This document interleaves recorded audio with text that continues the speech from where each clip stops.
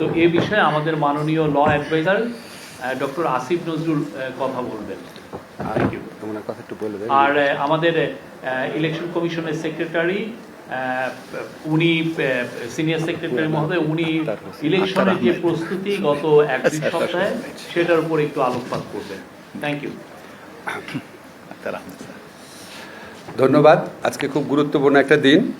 আজকে আমরা জুলাই জাতীয় সনদ বাস্তবায়ন আদেশ অনুসারে জুলাই সনদে বর্ণিত সংবিধান সংস্কার সম্পর্কিত প্রস্তাবের বিষয়ে বাংলাদেশের মানুষের মতামত বা সম্মতি জানার জন্য একটা আইন করেছি, গণভোট আইন। যে গণভোটটা হবে সেই গণভোটটা কিভাবে গ্রহণ করা হবে এই প্রক্রিয়াটা ডিটেইল আউট করার জন্য আমরা গণভোট অধ্যাদেশ প্রণয়ন করেছি। এই অধ্যাদেশটা আজকে মন্ত্রী পরিষদের সভায় চূড়ান্তভাবে অনুমোদিত হয়েছে। আমরা আশা করছি আজকে বা কালকের মধ্যে এটা গেজেট নোটিফিকেশন হয়ে যাবে। এই আইনটা প্রণয়ন করার ক্ষেত্রে আমরা নির্বাচন কমিশনের, বিশেষ করে নির্বাচন কমিশনের সচিব আছেন জনাব আক্তার আহমেদ, ওনার অনেক সহযোগিতা পেয়েছি। আমাদের অ্যাটর্নি জেনারেল সাহেব সহযোগিতা করেছেন, আমাদের কয়েকজন উপদেষ্টা সরাসরিভাবে ইনভলভ ছিলেন, আমাদের আইন মন্ত্রণালয়ে ইনভলভ ছিলেন। আমি আপনাদেরকে এই গণভোট যে অধ্যাদেশ আছে সেখানে গুরুত্বপূর্ণ যে কিছু বিধান আছে সেগুলি আপনাদের বলছি। প্রথম হচ্ছে গণভোটের প্রশ্ন কি, এটা আমরা আগেও ক্লিয়ার করেছি। গণভোটের প্রশ্ন থাকবে একটি মাত্র প্রশ্ন থাকবে। প্রশ্নটা হচ্ছে আপনি জুলাই জাতীয় সনদ সংবিধান সংস্কার বাস্তবায়ন আদেশ 2025 এবং জুলাই সনদে লিপিবদ্ধ সংবিধান সংস্কার সম্পর্কিত নিম্নলিখিত প্রস্তাব সমূহের প্রতি আপনার সম্মতি জ্ঞাপন করিতেছেন। তারপর সেখানে হা এবং না দুইটা বক্স থাকবে। যারা সম্মতি জানাচ্ছেন তারা হাতে ভোট দিবেন, যারা জানাচ্ছেন না তারা নাতে ভোট দিবেন। প্রস্তাবগুলো কি, কোন চারটা প্রস্তাবে আমরা ওনাদের সম্মতি চাচ্ছি বা অসম্মতি জানতে চাচ্ছি। একটা হচ্ছে ক, নির্বাচনকালীন তত্ত্বাবধায়ক সরকার, নির্বাচন কমিশন এবং অন্যান্য সাংবিধানিক প্রতিষ্ঠান জুলাই সনদে বর্ণিত প্রক্রিয়ার আলোকে গঠন করা হবে। খ, আগামী জাতীয় সংসদ হবে 2 কক্ষ বিশিষ্ট এবং সংসদ নির্বাচনে দলগুলির প্রাপ্ত ভোটের অনুপাতে 100 সদস্য বিশিষ্ট একটি উচ্চ কক্ষ গঠিত হবে এবং সংবিধান সংশোধন করতে হলে উচ্চ কক্ষের সংখ্যাগরিষ্ঠ সদস্যের অনুমোদন প্রয়োজন হবে। গ, সংসদে নারীর প্রতিনিধি বৃদ্ধি, বিরোধী দল হতে ডেপুটি স্পিকার এবং কয়েকটি সংসদীয় কমিটির সভাপতি নির্বাচন, মৌলিক অধিকার, বিচার বিভাগের স্বাধীনতা, স্থানীয় সরকার, প্রধানমন্ত্রীর মেয়াদ, রাষ্ট্রপতির ক্ষমতা সহ যে 30টি বিষয়ে জুলাই জাতীয় সনদে ঐক্যমত্য হয়েছে সেসব বাস্তবায়নে আগামী সংসদ নির্বাচনে বিজয়ী রাজনৈতিক দলগুলো বাধ্য থাকবে। খ, জুলাই জাতীয় সনদে বর্ণিত অপরাপর সংস্কার রাজনৈতিক দলগুলির প্রতিশ্রুতি অনুযায়ী বাস্তবায়ন করা হবে। এখন আপনাদের অনেকের প্রশ্ন থাকতে পারে যে 30টা প্রস্তাব কি। এই 30টা প্রস্তাব যেখানে ঐক্যমত্য হয়েছে, প্রথমে বলি ঐক্যমত্য মানে কি। এই 30টা প্রস্তাবে জুলাই সনদ স্বাক্ষরকারী প্রতিটি দল তাদের সম্মতি জানিয়েছে। আবার বলি, জুলাই সনদ স্বাক্ষরকারী প্রতিটি দল তাদের সম্মতি জানিয়েছে এবং একই সাথে সাথে এনসিপি যে আছে, জুলাই গণঅভ্যুত্থানে নেতৃত্ব প্রদানকারী দলদের যে রাজনৈতিক সংগঠন, তারাও সম্মতি জানিয়েছে। জুলাই সনদে তাদের স্বাক্ষর না থাকলেও তারা এই 30টি প্রস্তাবে তাদের সম্মতি জানিয়েছিল। এই জন্য এটাকে আমরা বলছি এই 30টি প্রস্তাবে ঐক্যমত্য হয়েছে। এই 30টি প্রস্তাব এই গণভোট অধ্যাদেশের অ্যাপেন্ডিক্সে আমরা দিয়ে দিচ্ছি, যাতে আপনাদের এবং বাংলাদেশের প্রতিটা মানুষের জানা থাকে এই 30টি প্রস্তাব কি। গণভোটের ব্যাপারে কিছু গুরুত্বপূর্ণ বিধান এখানে আমাদের গণভোট অধ্যাদেশে রয়েছে। একটা হচ্ছে ত্রয়োদশ জাতীয় সংসদ নির্বাচন, মানে আগামী জাতীয় সংসদ নির্বাচনের জন্য যেসব ভোট কেন্দ্র নির্ধারণ করা হবে সেসব ভোট কেন্দ্রেই গণভোট অনুষ্ঠিত হবে। সংসদ নির্বাচনের জন্য প্রস্তুতকৃত ভোটার তালিকাই হবে গণভোটের ভোটার তালিকা। সংসদ নির্বাচনে ভোট গ্রহণের সময়ই হবে গণভোট গ্রহণের সময়। গণভোটের ব্যালট জাতীয় সংসদ নির্বাচনের ব্যালট থেকে পৃথক হবে। আমাদের আক্তার ভাই আজকে আমাদের মিটিংয়ে বলেছেন গণভোটের ব্যালটটা হবে ভিন্ন কালারের, যাতে কেউ কনফিউজ না হয়। সংসদ নির্বাচনের জন্য কমিশন কর্তৃক যে সমস্ত সহকারী রিটার্নিং অফিসার, প্রিজাইডিং অফিসার বা পোলিং অফিসার নিয়োগ করা হবে, ওনারাই গণভোটে এই returning officer, polling officer, presiding officer হিসেবে দায়িত্ব পালন করবেন। মুলতবি ভোট গ্রহণটা বলা হয়েছে, যদি প্রিজাইডিং অফিসারের কোনো কারণে ভোট গ্রহণ বাধাগ্রস্ত হয় উনি দেখছেন আর ভোট নেওয়া যাচ্ছে না, তখন উনি ভোট গ্রহণ স্থগিত করতে পারবেন। কমিশন, নির্বাচন কমিশন যদি এই মর্মে সন্তুষ্ট হয় যে অন্যান্য ভোট কেন্দ্রের ফলাফল দ্বারা গণভোটের ফলাফল নির্ধারণ করা সম্ভব নয়, শুধুমাত্র তখন কমিশন ওই সমস্ত কেন্দ্রে পুনরায় ভোট গ্রহণের নির্দেশ প্রদান করবে। কমিশন যদি দেখে, ধরেন 1000টা ভোট কেন্দ্র আছে, কমিশন দেখলো 20টা কেন্দ্রে ভোট নেওয়া যায় নাই, কিন্তু 20টা কেন্দ্রের ফলাফল বা ভোট বিবেচনা না করলেও ইতিমধ্যে যে ফলাফল পাওয়া গিয়েছে 920টা কেন্দ্রে, 980টা কেন্দ্রে, মানে বাকি কেন্দ্রে, সেটা দ্বারাই গণভোটের ফলাফল নির্ধারণ করা সম্ভব। তাহলে আর 20টা কেন্দ্রের পুনরায় ভোটের কোনো নির্দেশ দিবে না। 1000টার মধ্যে 980টা কেন্দ্রের ভিত্তিতেই ফলাফল ঘোষণা করবে। এই নাম্বারগুলো কিন্তু উদাহরণ হিসাবে দিচ্ছি। ভোটদান পদ্ধতি হচ্ছে কমিশন কর্তৃক নির্ধারিত পদ্ধতিতে গণভোট অনুষ্ঠিত হবে। গণভোটের প্রস্তুতিতে হা না সুযোগ ঘরে কমিশন কর্তৃক সংসদ নির্বাচনের জন্য যে সিলমোহর নির্ধারণ করা হবে, সেই একই সিলমোহর দ্বারা ভোট প্রদান করা হবে। ব্যালট বাক্স কী হবে? কমিশন কর্তৃক নির্ধারিত এবং সরবরাহকৃত ব্যালট বাক্স ভোট গ্রহণের জন্য ব্যবহার করতে হবে। গণভোটের ক্ষেত্রে পোস্টাল ব্যালটের আমরা সুযোগও রাখছি।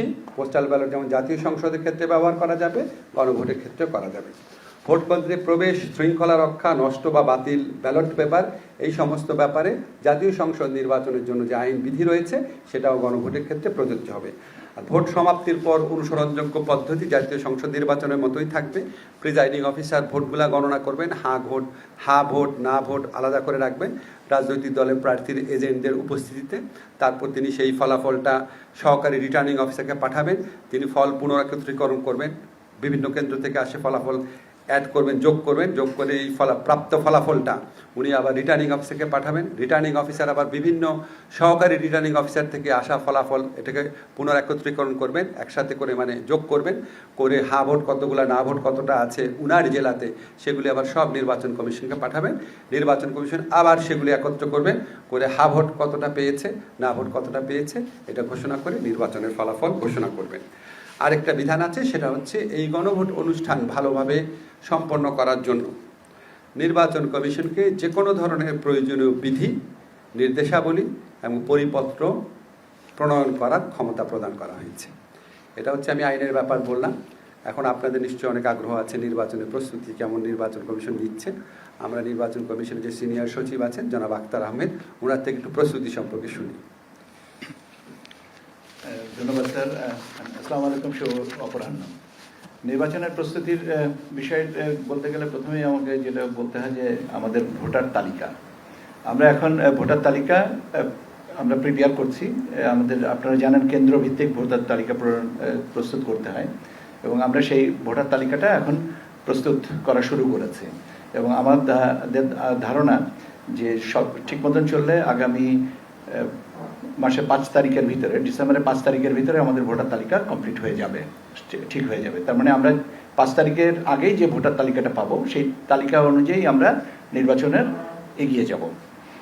আর অন্যান্য যে দ্রব্য সামগ্রী যেটা আমাদের লাগে, ব্যালট বক্স, লক, সিল, গালা, আপনার কালি, আঙুলের অমোচনীয় কালি, স্টাম্প প্যাড, এগুলোর পর্যাপ্ত পরিমাণে আমাদের মজুদ এসছে। লাস্ট স্টক যেটা আমরা পেয়েছি সেটাও এখন আমাদের দখলে আছে এবং আমাদের কাছে আছে, এবং আমরা এটা ক্রমাগতভাবে আস্তে আস্তে আমরা বিভিন্ন জায়গায় এটা পৌঁছে দিব, যাতে শেষের দিকে যে চাপটা না পড়ে। আগে থেকে আমরা এটা বিভিন্ন জোনাল, আমাদের 10টা জোনাল অফিস আছে, 10টা জোনাল অফিসের মাধ্যমে আমরা জেলা পর্যায় পর্যন্ত, উপজেলা পর্যায় পর্যন্ত আমরা সরবরাহ করব, যাতে শেষের দিকে আমাদের এই জিনিসটা চাপ না পড়ে।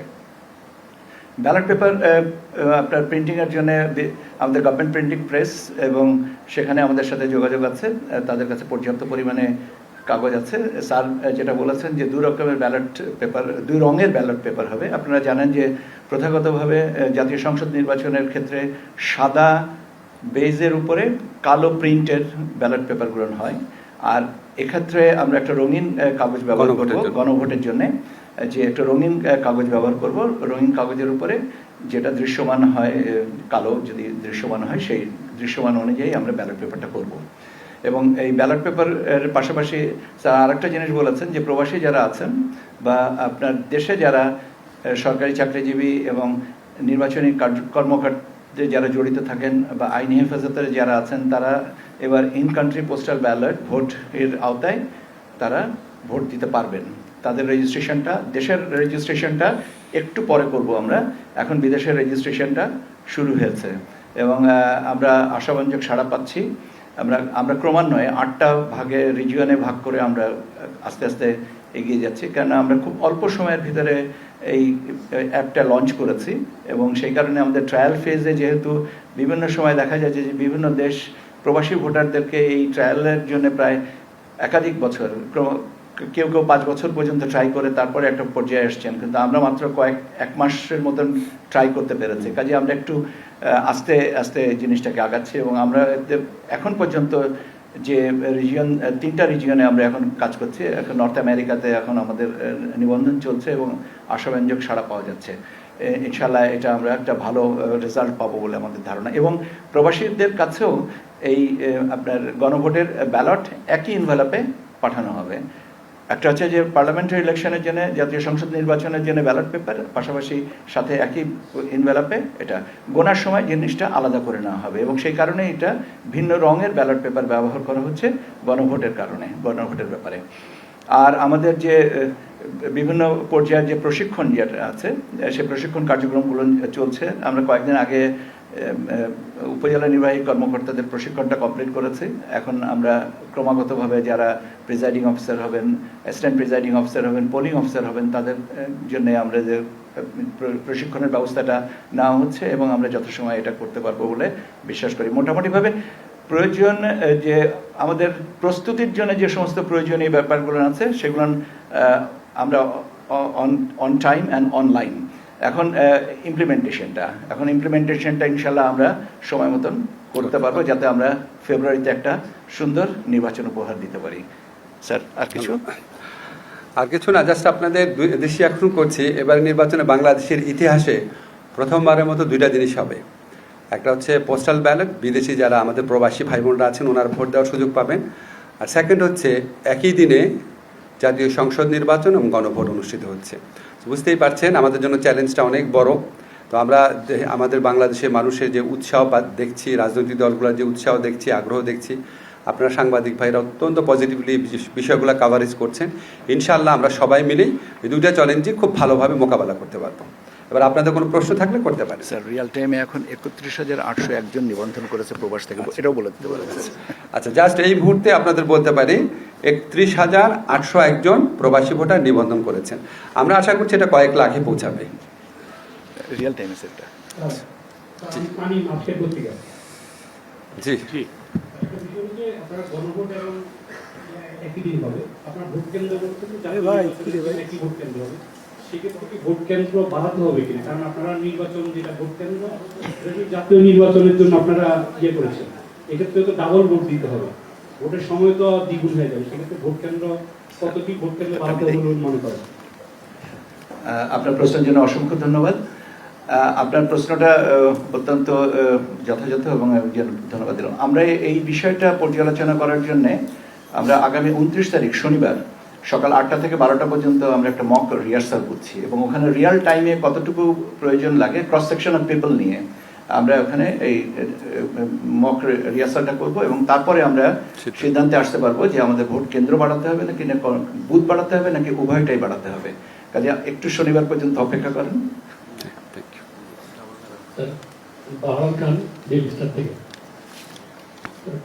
আমার একটা প্রশ্ন হচ্ছে যে পিছনে বাহারাম প্রশ্ন করার সময় কেন জানি ঢোক গেলাম একটা। প্রথমে কোনটা গোনা হবে, মানে জাতীয় সংসদ নির্বাচনের ভোট নাকি গণভোটের ভোট? কি কোনটা? গণনা, ভোট গণনা ক্ষেত্রে ভোট 2টা গণনায় সাইমালটেনিয়াসলি চলবে, ঠিক আছে? সাইমালটেনিয়াসলি চলবে, একই সময় চলবে। এটা একটা আর হচ্ছে যে 30টা মানে ইয়ার বিষয়ে সব দল ঐক্যবদ্ধ হয়েছে সেটা আপনারা যুক্ত করে দিয়েছেন, কিন্তু যে 4টা প্রশ্ন রাখা হয়েছে মূল ইয়ার জন্য, হারার জন্য, সেখানে তো সব দলের মানে নিরঙ্কুশ সমর্থন নাই, ইয়া আছে কি বলে ভোট অফ ডিসেন্ট আছে, সেইটা আপনারা ইয়া হয়ে গেল না, বিপরীত ধর্ম হয়ে গেল না? আমাদের সরকারেরও তো কিছু ভূমিকা প্রয়োজন, ঠিক না? আমাদের এই সরকারও তো জনগণের সংস্কারের আকাঙ্ক্ষাকে রিপ্রেজেন্ট করে, এই সমস্ত মানুষের কথাবার্তা শুনে আমাদের তো কিছু সিদ্ধান্ত নেওয়ার ব্যাপার আছে। আর 4 নম্বর যেটা আছে ওটা তো আমরা বলেই দিয়েছি রাজনৈতিক দলগুলো প্রতিশ্রুতি অনুযায়ী। আর 30টার ব্যাপারে ঐক্যমত যেটা, সেটা বলেছি যে এটা ওনারা করতে বাধ্য থাকবেন, কারণ ওনারা এখানে প্রতিশ্রুতি দিয়েছেন। আর বাকি থাকে 2টা। প্রথমটাতে বলা হয়েছে যে ওই প্রক্রিয়ার আলোকে করবেন, ওনাদের আলাপ আলোচনার মধ্যে এটার ইঙ্গিত আছে কীভাবে করা যাবে। আর উচ্চ কক্ষেরটা আমরা বলেছি যে যে এটা আপনি বলতে পারেন, এটা আমরা অধিকাংশ রাজনৈতিক দল যেই মতামতটা দিয়েছে সেটার ভিত্তিতে আমরা বলেছি আর কি। এই ধরেন আমি বলতে পারি যে কোনো রাজনৈতিক দলের জন্যই খুব অসহনীয় কোনো কিছু এখানে রাখা হয়নি। মানে উজ্জ্বলভাবে বহাল আছে, সেটা আপনি আপনার মতো করে ব্যাখ্যা করেন, রাজনৈতিক দলগুলোর মধ্যে ব্যাখ্যা করে। আমরা আমাদের মতো যা বুঝেছি ক্লিয়ার কাট প্রত্যেকটা শব্দের মধ্যে সেটা বলা হয়েছে। এখন কে কিভাবে ব্যাখ্যা করবে সেটা তাদের ব্যাপার।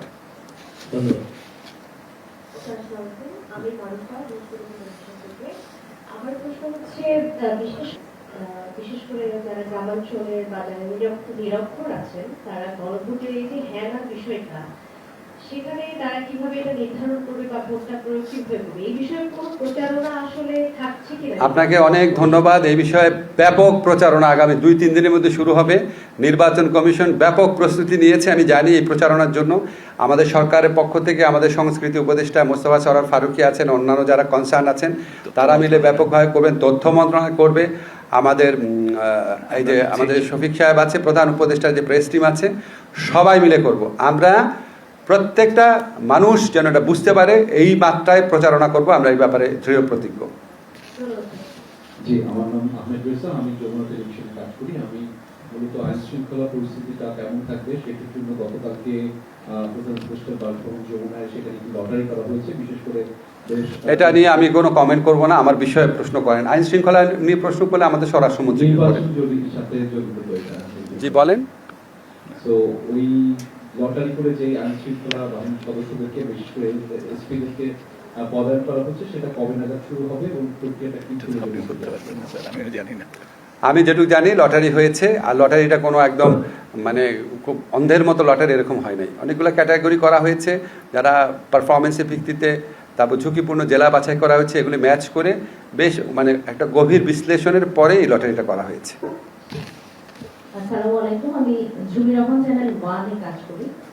আমি আসলে সাধারণ প্রশ্নই করতে চাই যে গণভোট নিয়ে অনেক দ্বিধা রয়েছে, যেমন 4টি প্রস্তাব যে তুলে ধরা হবে তার মাঝে যদি 1টি বা 2টিতে কেউ সম্মত না হন, বা কিন্তু তিনি বাকি 2টিতে আবার চাচ্ছেন যে এই 2টি হোক কিন্তু বাকি 2টি হবে, এই অপশনটিটা সাধারণ মানুষের এই কথাটি জানতে চাচ্ছে, এটি বিবেচনায় এসেছে কিনা? অবশ্যই বিবেচনা আসছে। ধরেন কোনো একটা দলকে যখন ভোট দেন বা প্রার্থীকে যখন ভোট দেন, ওনার কি সব কিছু পছন্দ করেন? সব করেন? সব তো করেন না। আপনি বিচার করেন ওনার অপছন্দনীয় ব্যাপার কতগুলো আছে, পছন্দনীয় কতগুলো আছে, কম্পারেটিভলি বিচার বিবেচনা করে আপনি ভোট দেন। এখানে 4টা প্রস্তাব সংস্কার প্রস্তাব, সবগুলোই সংস্কার প্রস্তাব। তো 4টা প্রস্তাব বিবেচনা করে আপনার যদি মনে হয় আপনি অধিকতর সম্মত, তাহলে হ্যাঁ দিবেন, আর যদি অধিকতর অসম্মত তাহলে না দিবেন। আমি আমার প্রশ্ন হলো যে গণভোট এবং জাতীয় সংসদ নির্বাচন, দুইটার যে তফসিল কি একই দিনে একই পদ্ধতিতে ঘোষণা করবেন কিনা? এবং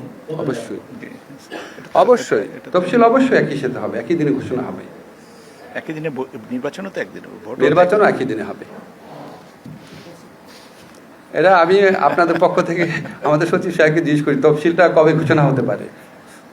স্যার, এটা যে কথাটা আমি সবসময় আমাদের ওখানের ইলেকশন বিটে আছেন, আমি জানার 5 মিনিটের মধ্যে জানিয়ে দেব। মনে যুগান্তরে কাজ করছি, আমি ক্লিয়ার হতে পারছি না যে আসলে যে নোট অফ ডিসেন্ট উল্লেখ থাকছে কিনা, নোট অফ ডিসেন্ট অনুসারে রাজনৈতিক দলগুলো তাদের সিদ্ধান্ত দিতে পারবে কিনা। একটা আমি শেষ করে যে ভারতের প্রবাসীরা ভোটে অংশ নিতে পারবে কিনা, মানে ভারতের প্রবাসীরা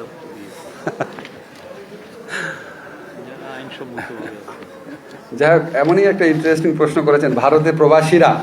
আপনি তো ভারতের প্রবাসী কয়েকজনের ব্যাপারে জানতে চাচ্ছেন।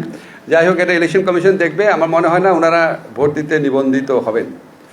আচ্ছা, আর যেটা আপনি কি বলেছেন গণভোটের প্রশ্ন? আচ্ছা, আমরা এটা ক্লিয়ারলি 4টা জিনিস লিখেছি। আপনারা নিজেরা বিচার বিশ্লেষণ করে বিশেষজ্ঞদের মতামত নিয়ে আপনারা খুঁজে বের করেন। আমরা যেভাবে বুঝেছি সেভাবে লিখেছি।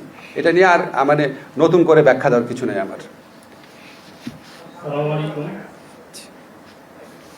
আমি হাসান আল মামুন, ডিবিসি নিউজে কাজ করছি। আমার প্রশ্ন হচ্ছে যে জামাত এবং ইসলামী যে দলগুলো জাতীয় নির্বাচনের আগে গণভোট চাচ্ছে, এই বিষয় নিয়ে আসলে আপনারা কি ভেবেছেন? এটা আবার বলতে হবে আদেশের মধ্যে, আইনের মধ্যে, বারবার বলছি একই দিনে, বারবার তো বলছি এটা। আমার আরেকটা প্রশ্ন ছিল, যদি একটু নিতেন। জি। একটা প্রশ্ন যে দেশে যারা নির্বাচনের দায়িত্ব পালন করবে তাদেরকেও একটা ভোটে নির্বাচনে অংশগ্রহণ করার একটা সুযোগ থাকছে, ফলে সেখানে কোন পেশার সবাই যুক্ত থাকতে পারবে সেটা যদি একটু ক্লিয়ার করতেন, যে এখানে পুলিশ, সাংবাদিক বা কারা কারা থাকছেন যদি একটু আরপিও অনুযায়ী দেশের অভ্যন্তরে 4 ক্যাটাগরির মানুষ পোস্টাল ব্যালটের মাধ্যমে ভোট দিতে পারেন। 1, প্রবাসী। 2, সরকারি চাকরিজীবী যারা কর্মসূত্রে নিজের কনস্টিটিউয়েন্সির বাইরে দাপ্তরিক দায়িত্ব পালন করেন। 3, যারা আইনি হেফাজতে আছেন।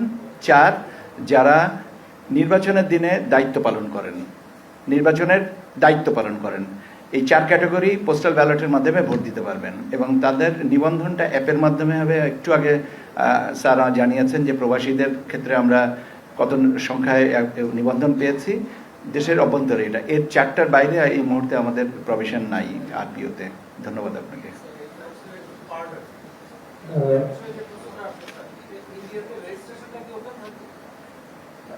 বুঝি নাই। প্রবাসী বাঙালিরা ওপেন থাকবে না। ও অ্যাপটা তো সার্বজনীন, রেজিস্ট্রেশন যাদের করার সুযোগ আছে তারা করবেন। ঠিক আছে। এখানে একটা টেকনিক্যাল আছে, যারা এনআইডি ব্লক করা আছে তারা পাবে। এটা আমি বলতে চাই না, তারা তখনই প্রশ্ন করতে কার কার ব্লক করা আছে। সংসদ নির্বাচনে শারীরিক আমি আমি রফিক মোহাম্মদ বলছিলাম, জিডিভিতে কাজ করি।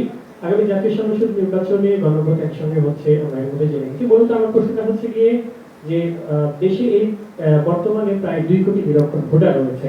তো আমরা দেখেছি যে যদি ব্যালটে ভোট হয় সেক্ষেত্রে আমি ধানের শীষ বা দাঁড়িপাল বা অন্য যে কোনো প্রতীক দিতে আমি ভোট দিতে পারি। বাট যেহেতু 4টা বিষয়ে আমাদেরকে সিদ্ধান্ত নিতে হবে, তো যারা নিরক্ষর ভোটার তারা কিন্তু আসলে পড়াশোনার বিষয়টাতে ভোটের প্রসেসটা কি হবে তার জন্য আসলে আপনি নিরক্ষর ভোটার বলে করেন না।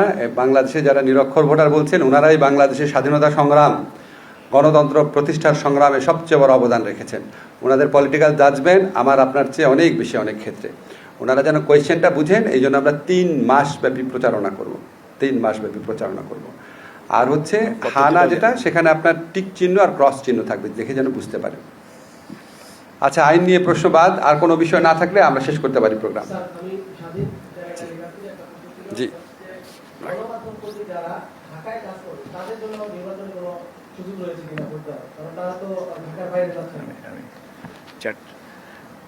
আমি ক্ষমাপ্রার্থী যে আমি যারা পোস্টাল ব্যালটের মাধ্যমে ভোট দিতে পারবেন 4টা ক্যাটাগরি, এই ক্যাটাগরিতে সংবাদকর্মীদের বিষয়টা এখন নাই আরপিওর বিধানের অনুযায়ী, কাজে দুঃখিত।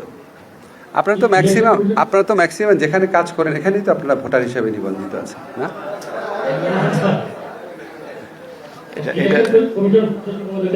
একটা প্রশ্ন যে বিএনপির পক্ষ থেকে যারা আরো সেটা নির্বাচন কমিশন অফিসার নিয়োগ করার জন্য প্রস্তাব করা হয়েছিল আপনাদের সঙ্গে আলোচনা, সেটার বিষয়ে আপনারা কি সিদ্ধান্ত নিয়েছেন?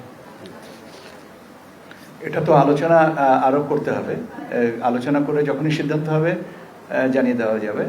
এখনো তো পর্যন্ত এবারে এই ব্যাপারে কমিশন থেকে কোনো নির্ধারিত জানাতে হবে বলে দেন। আমি ওই আবারও পুনরাবৃত্তি করব, 5 মিনিটে জানিয়ে দেবো।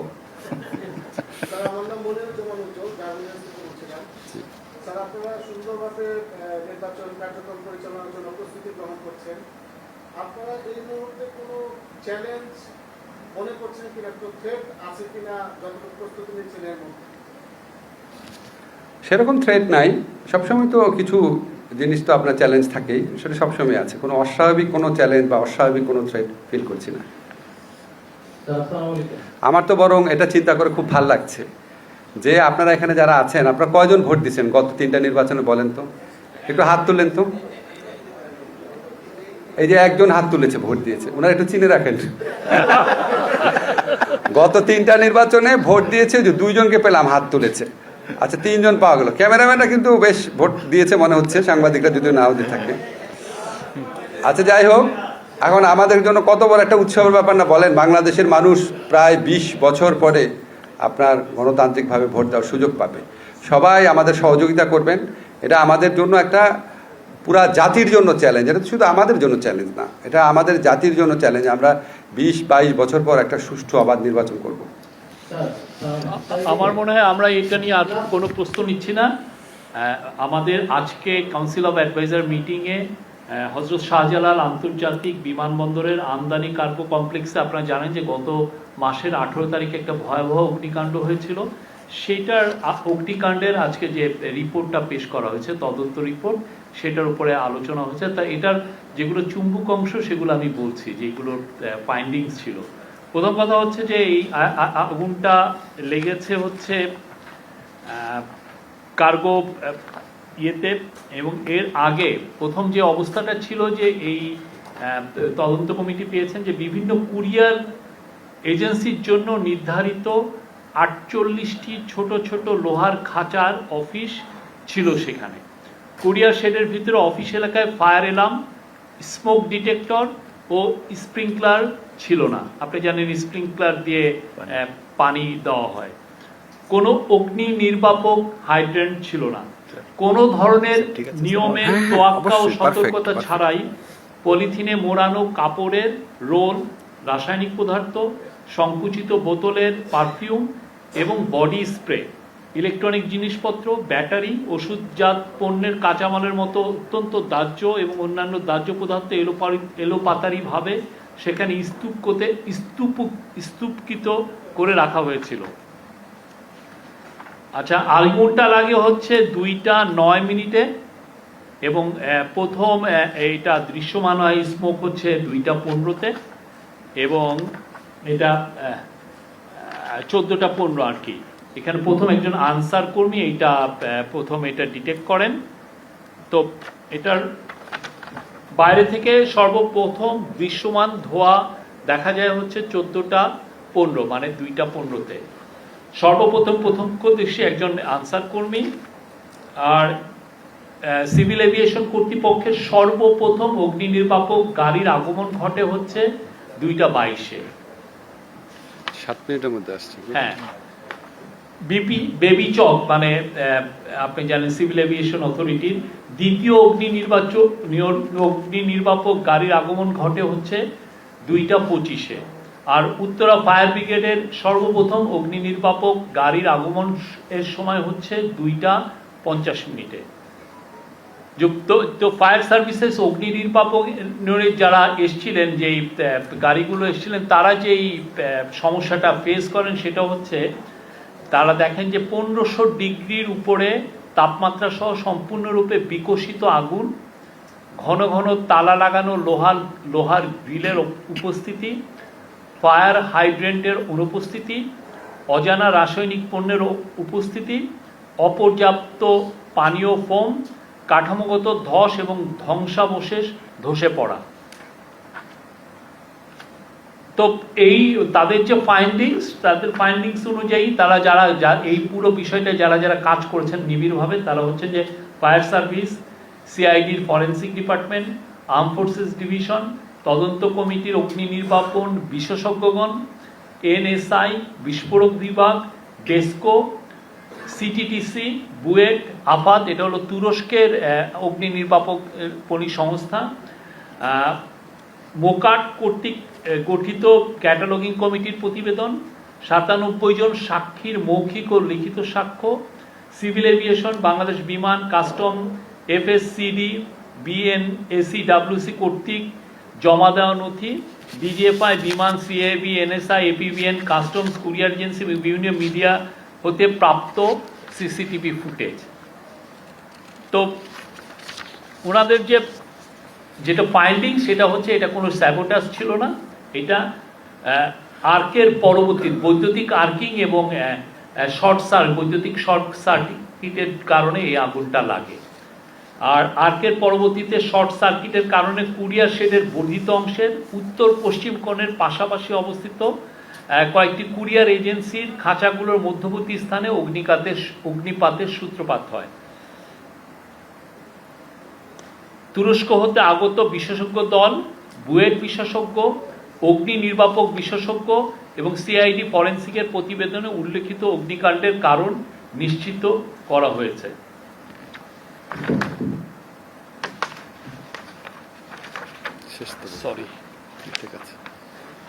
আর অনুসন্ধানে প্রাপ্ত প্রধান ত্রুটিসমূহ আপনারা জানেন যে এই জায়গায় এটা ওনারা জানতে পেরেছে, এই অনুসন্ধানে আসে যে মোট 7টি 2013 সালের পরে এখানে 7টি বড় অগ্নিকাণ্ড ঘটেছে, যেটা হয়তো অনেকগুলো নিউজও হয়নি।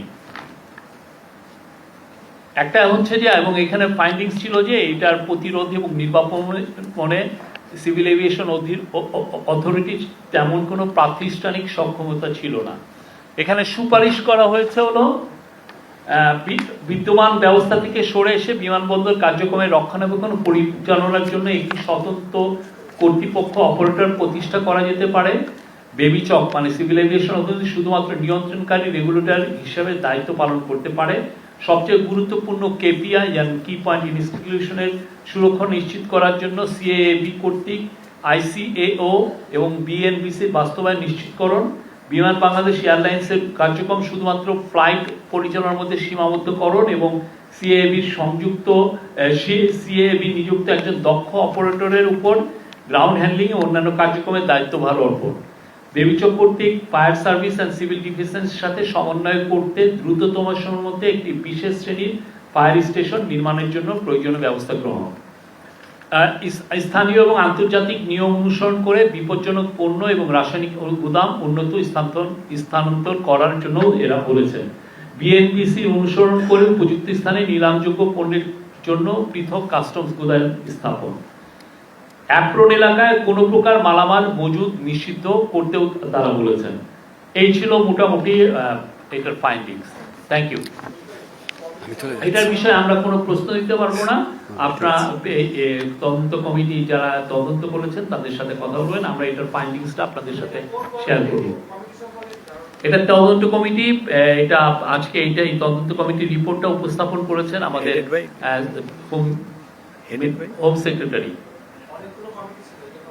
হোম সেক্রেটারি নেতৃত্বে।